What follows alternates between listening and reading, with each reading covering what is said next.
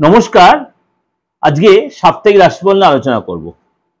10th November two 16th November এই সপ্তাহ আপনার কিছু গ্রহ তার সিচুয়েশন চেঞ্জ করবে।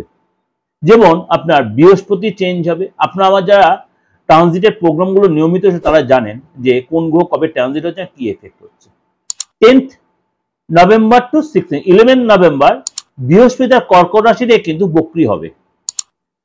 তার আগে 9th নভেম্বর বুধ গ্রহ বৃশ্চিক রাশিতে বক্রী হবে বা হয়েছে, এবং শুক্র অলরেডি তার নিজ রাশি তুলা রাশিতে রয়েছে মালব্য যোগ সৃষ্টি করে, মঙ্গলও রয়েছে রুচক যোগ করে, এবং এই যে 16 তারিখে কিন্তু সূর্যদেব বৃশ্চিক রাশিতে গমন করবে।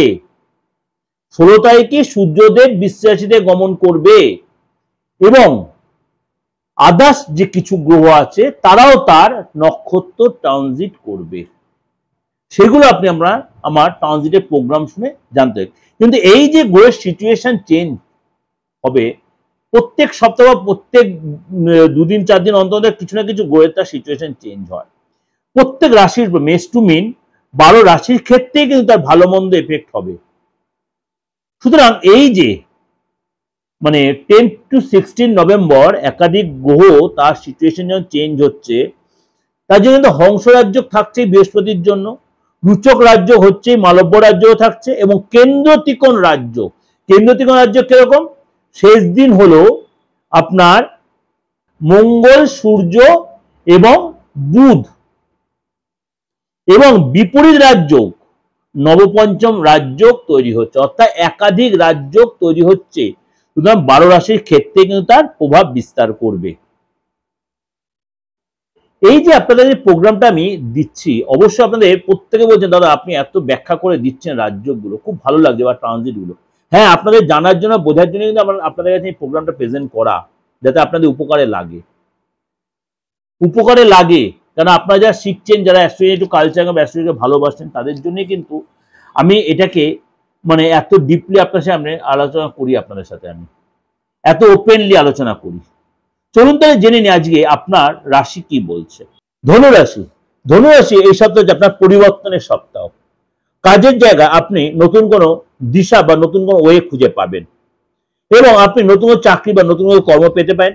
চাকরির জায়গায় আপনার পদোন্নতি হতে পারে, ইনক্রিমেন্ট হতে পারে, এবং ভালো জায়গাতে ট্রান্সফার হতে পারে। আর্থিক স্থিতি মজবুত হবে, কিন্তু আপনার বুঝে শুনে ইনভেস্ট করবেন, তাহলে কিন্তু সেটা লস হয়ে যেতে পারে।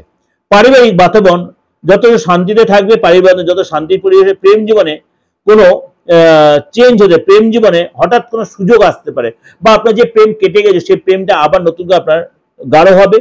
কিন্তু আপনাকে অবশ্যই ধৈর্য রাখবেন, কথাবার্তার মধ্যে সংযত রাখবেন। ধনুরাশি লোকের মাঝে মাঝে কথাবার্তার মধ্যে খুব রুট ব্যবহার করে ফেলে লোকের সাথে, পরে আপনি হয়তো অনুশোচনা করেন। শরীর স্বাস্থ্যের মধ্যে অবশ্যই সতর্ক থাকতে হবে, বিশেষ করে আপনার ডাইজেস্টিং ক্যাপাসিটির উপরে ডিস্টার্ব হতে, অর্থাৎ খাওয়া দাওয়ার মধ্যে কন্ট্রোলে, বাইরের খাবার অ্যাভয়েড করবেন।